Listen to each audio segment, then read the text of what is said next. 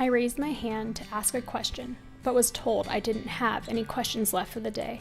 I sat there anxiously with my stomach in knots, trying not to cry, but the teacher kept saying, "Get to work." Being limited on the number of questions a student can ask is something I never want my students to experience. What do you notice and what do you wonder are questions that I ask my students on a weekly basis.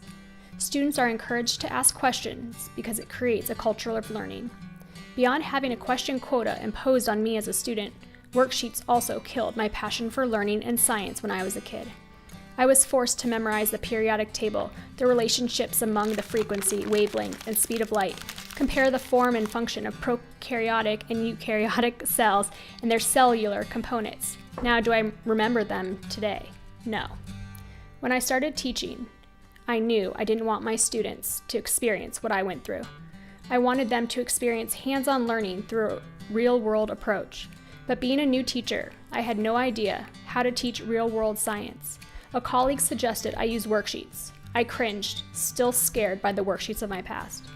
Thankfully, I found the STEMAZing project. I signed up for a 3-day STEMAZing workshop and had no idea what I was getting myself into, but it turned into being the best thing I could do for my educational career.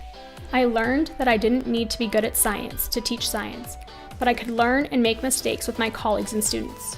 Failure in school was something I was used to as a kid, but it wasn't until I became a teacher that I learned that failing is not necessarily a bad thing. Fail means first attempt in learning. Thanks to a program called Real World Scholars, I was able to launch an entrepreneurship program in my class. One of the key concepts of being an entrepreneur is failure. My students started Corky Kids, a student-run business. From trying to figure out how to cut wine corks to gluing them together, failure was a daily occurrence in the classroom. Students researched how to cut corks, and because it involved knives, I was the one that cut them. I failed so many times, cutting corks is not easy.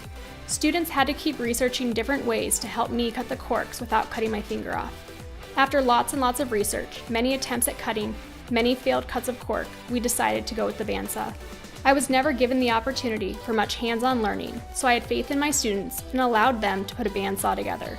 Watching them struggle, use teamwork, problem-solving skills, failure, and finding success was an eye-opening, powerful moment.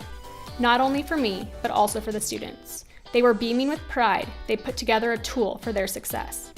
Many questions were asked throughout my students' learning process, and never did I limit them, like I had been as a kid. Questions and failure are key to success, as each mistake teaches us something new about ourselves and the world around us.